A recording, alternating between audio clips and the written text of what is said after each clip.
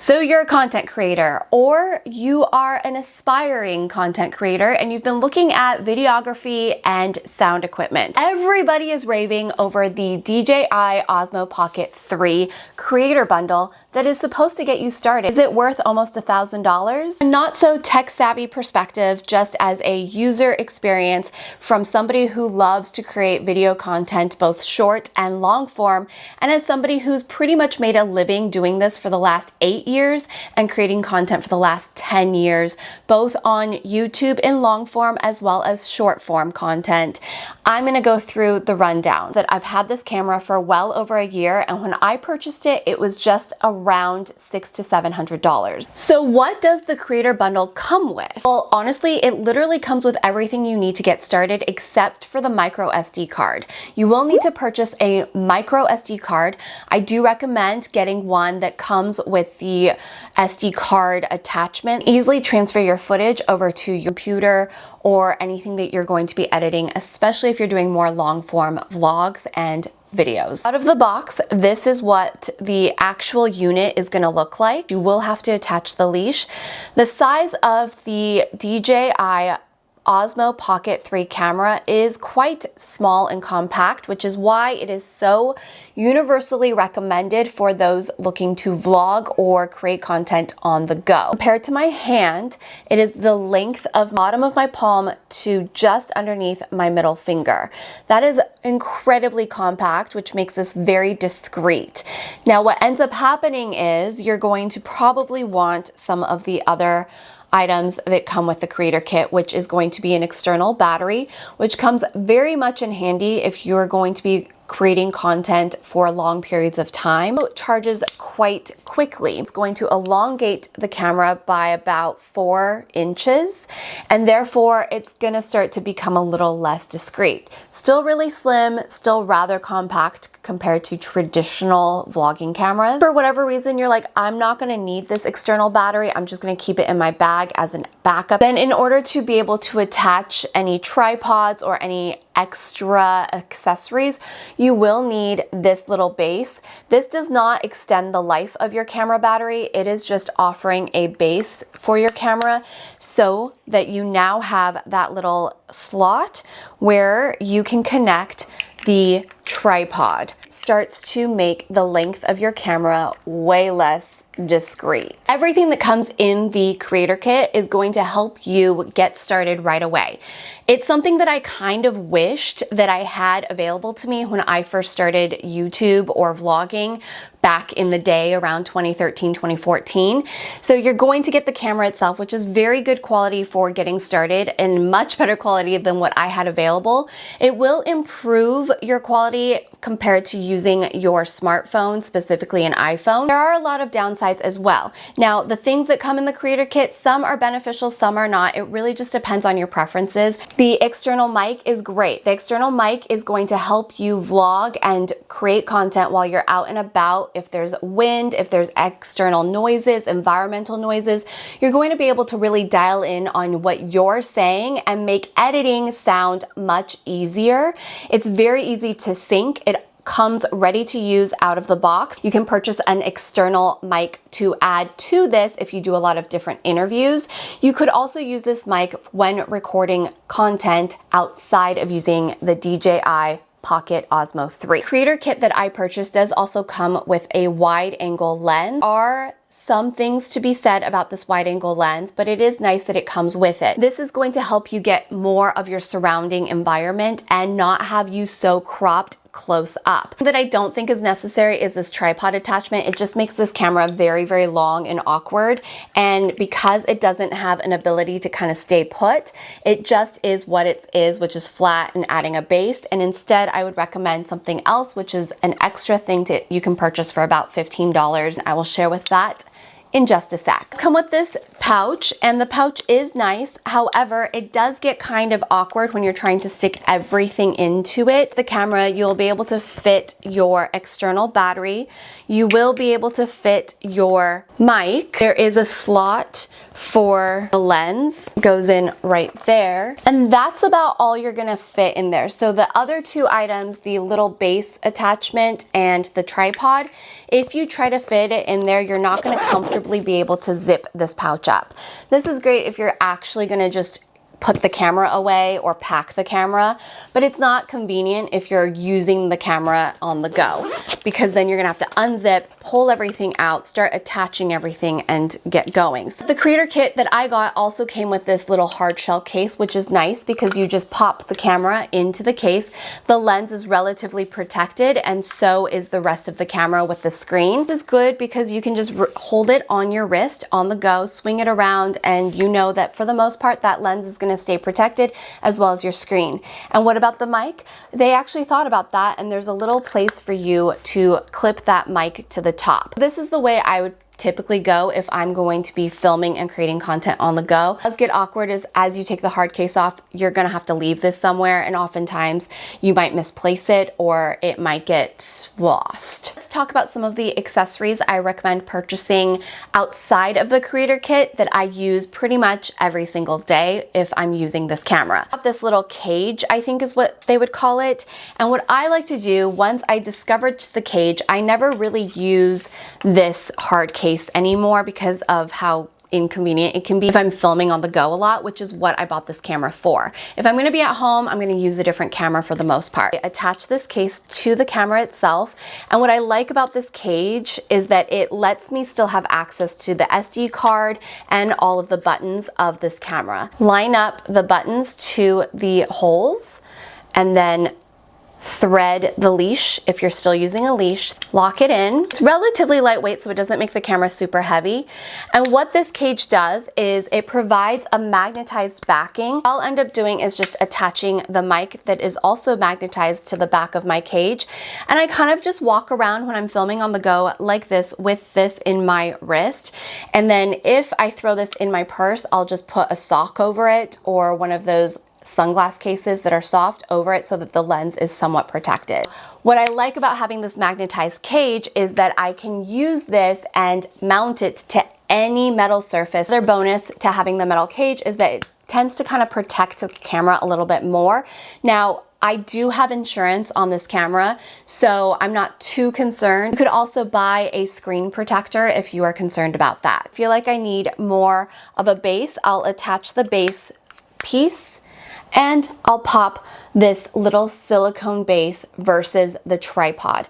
The silicone base has a lined up hole for charging, so I'm still able to charge my camera while having the base that will now allow the camera to sit upright and stand upright on its own without the bulkiness of that tripod that came with the creator kit. Let's talk about all of the good things that this camera has to offer. Number one, biggest deal is if you're not tech savvy, you are ready to go out of the box. You do need to purchase a micro SD card, charge the camera, open everything up, set up your camera, sync it to the app if you want, and you can start creating content, both long form and short form. Not only can you film in the traditional horizontal long form content that you see here on YouTube, but you can set it up to film in vertical. You're also able to immediately download the footage over onto your phone or your iPad so that you can edit within the app or in external apps like CapCut, InShot, or whatever apps you use on your phone and your iPad. It is so streamlined and easy to get started to create higher quality 4K content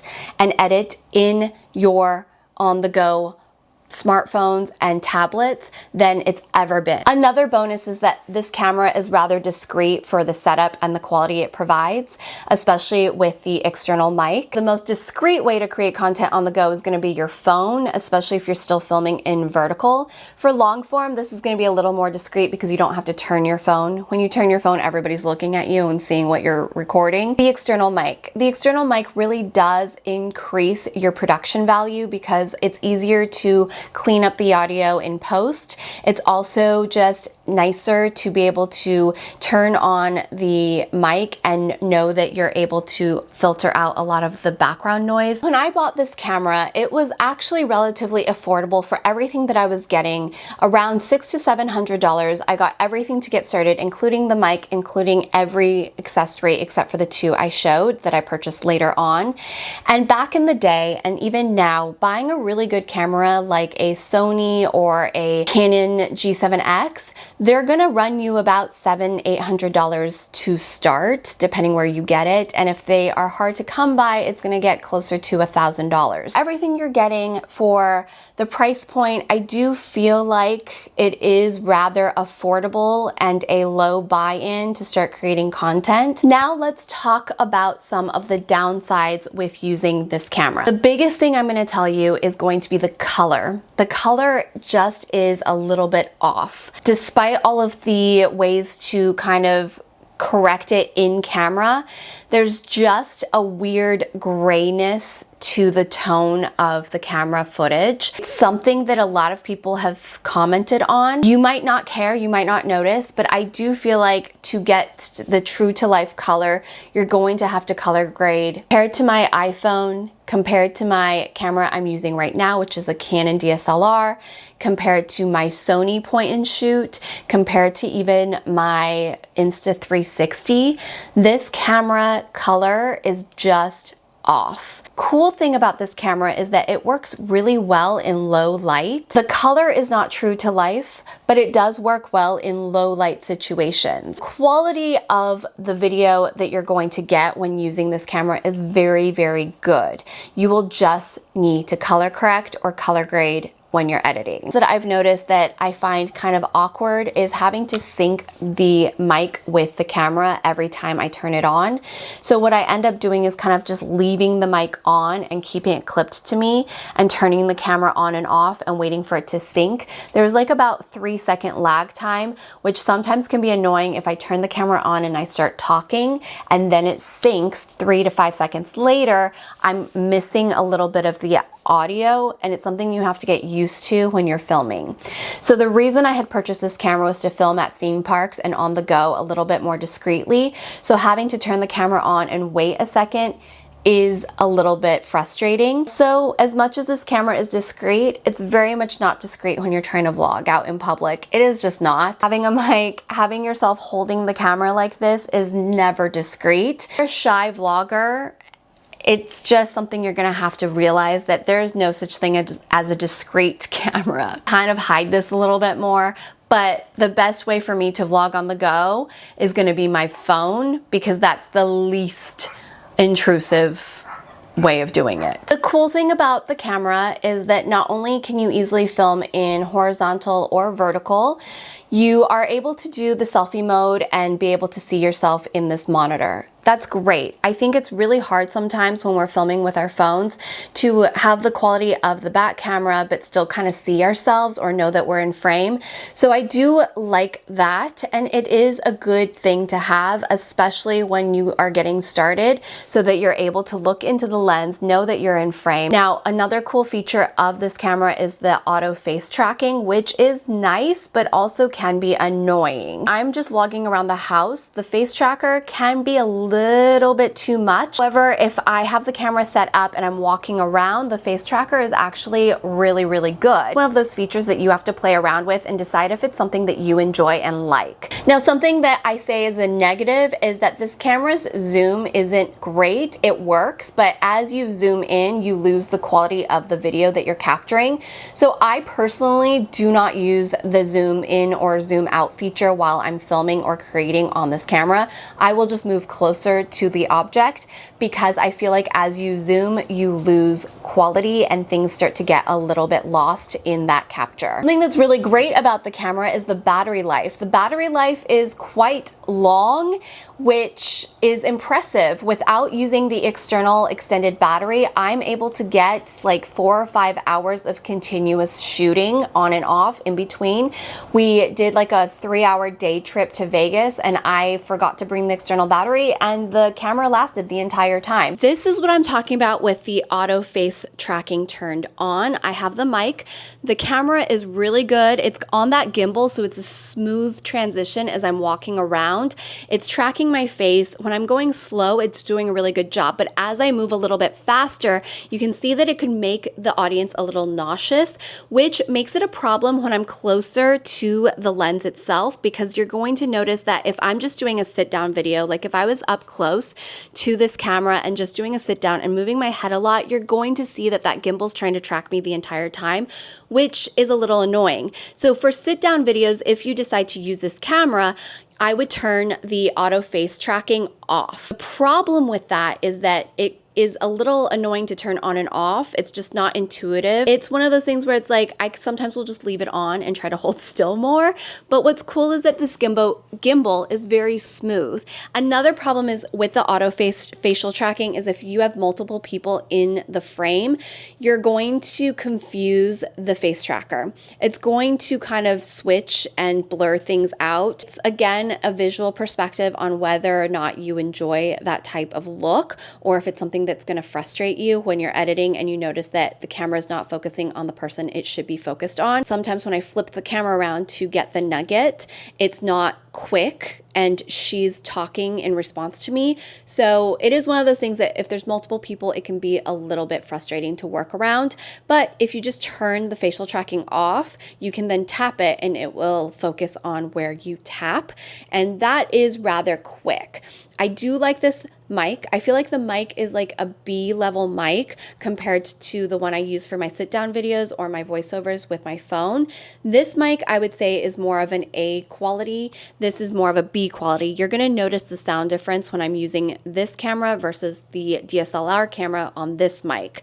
Now, you could always upgrade your mic if it's something that you realize you want and that you're going to create content and you start making money. That's when I would say, yeah, upgrade your equipment responsibly, but always know that you're going to notice things more than your audience. So don't do what I did and waste tens of thousands of dollars on equipment that you didn't need to waste money on. I've learned that lesson, so I'm hoping to provide video content for you as a potential content creator to not make the same financial mistakes that I made. Now, another thing to note is the wide angle lens. So it is just a magnetized attachment, so you're not going to get the best quality versus like my DSL camera where I can remove the actual lens and pop on a different one. See, this is what it looks like without the wide angle lens. This is just the lens on its own. I'm going to pop the wide angle on and you're going to get a little bit more, but it gives you a little bit of a skewed perspective. Like my head looks smaller, my body looks wider, everything around me looks a little bit more rounded, which I don't like. I just feel like it skews the way I look, even though it is a wide angle. I just don't like it.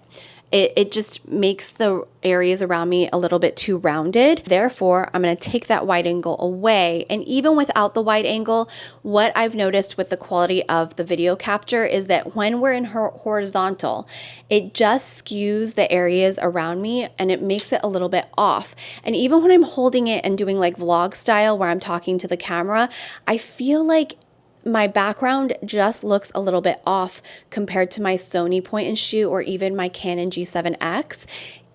There's just something off with the quality. Same with the color. The color is a little bit cooler, a little bit grayer. But here's the deal. It's up to you and the kind of content you create and the visuals that you want to provide. I've been to lots of events where professional videographers are using this specific camera to capture B-roll and to even capture interviews. Color can be corrected. If you enjoy color grading or color correcting, that's not a big deal for you. I don't. I want my camera to capture the color as true to life as possible. But the best part about this camera, because of the weird color issue, it works really well in low light, kind of more of a low light situation, and the camera still is able to capture all of the information in low light, which is a hard thing to do. It actually doesn't work very well in bright sunlight. So during the summertime, this is not a camera I like to use outdoors unless you get a filter for the lens. But I don't like these because they're just magnet. While the magnet's pretty strong, I've lost them and found them again, and sometimes they get knocked off, especially if I'm throwing this in my bag or kind of just keeping the camera on my wrist. So this is a little faulty in that sense because it is just a magnet attachment. I would recommend to splurge on the actual lens attachments versus getting an off-brand. because I've noticed in other people's content when they use an off-brand wide-angle lens or filtered lens, I definitely notice more distortion. I do like it when I'm getting more of my full body. I do feel like when I'm closer up, everything gets a little distorted. And I don't know, maybe it's me, maybe I'm being picky, but is it something that's gonna keep me from using the camera? No, it's very convenient for doing weekly vlogs, even daily vlogs. I do prefer the quality of my Sony point and shoot, but the problem with the Sony point and shoot is I do need the external mic, which is kind of like this big, and the stability of that camera isn't great, so it always needs to be put on a tripod. So as I'm walking around, it's not the greatest camera to be using when I'm vlogging on the go. Therefore, I end up using my iPhone a lot more. One of those things that you do need to be aware of, that you don't have to get a camera, maybe just get a mic for your iPhone if you have an iPhone, and that might be enough for you until you start really generating some income as a creator. Be financially smart. If you're going to become a full-time content creator, this is a business. It's a job that I absolutely love, but you need to make smart business decisions and make sure that you are bringing income in, enough income to reinvest in your content while also saving some money for paying taxes and yourself, because you will get burnt out and you will stop creating if you are constantly struggling financially. Do I recommend this almost $1,000 creator kit from DJI Osmo Pocket 3? It's really going to be dependent on the kind of content you are creating and the type of person you are and your aesthetic. I have it. I've had it for over a year. I recommend it for those who are just getting started in vlogging, specifically vlogging on the go. I think you're going to have much better sound and video quality than you're going to be able to get with other cameras that are a little bit more complex to learn and understand.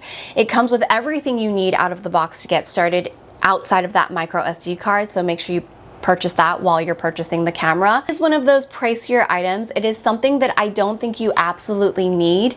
Instead, if you're just starting content creation and you're not sure that this is something that you really want to do or commit to, especially financially, I actually recommend just using your iPhone and getting a mirror or a monitor for your iPhone so that you're able to use the back camera when you're filming and get better quality that way, and maybe getting an external mic. The external mic I recommend is the one I'm using for this video, as well as the one I use for all of my voiceovers. It's DJI, and I can share that with you in the description box, but I will also do a video on it as well, because this mic has upped the game for pretty much everything from using my iPhone to filming sit-down videos on my very expensive DSLR camera. For vlogging on the go, you can still vlog using your front and your back camera.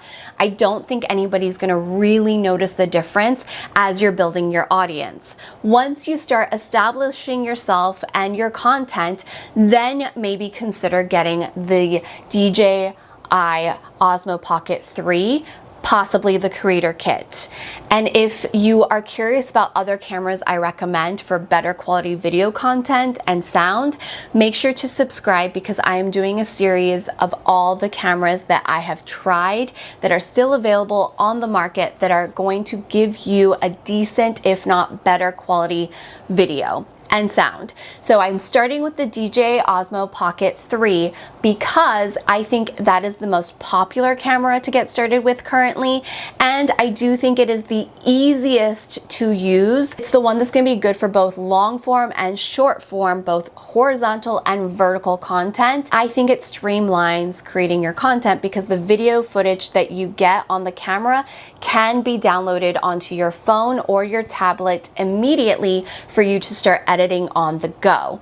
A lot of the more advanced cameras aren't able to do that just yet, or the file size is too large. Those are my thoughts on the DJI Osmo Pocket 3 Creator Kit after over a year of using it from a content creator perspective, from somebody who's not super tech savvy, but wanted to share with you a kind of breakdown video that's simple to understand, hopefully, coming from somebody who vlogs weekly here on this channel, as well as in short form over on all of the short form platforms like TikTok, Instagram, and Shorts.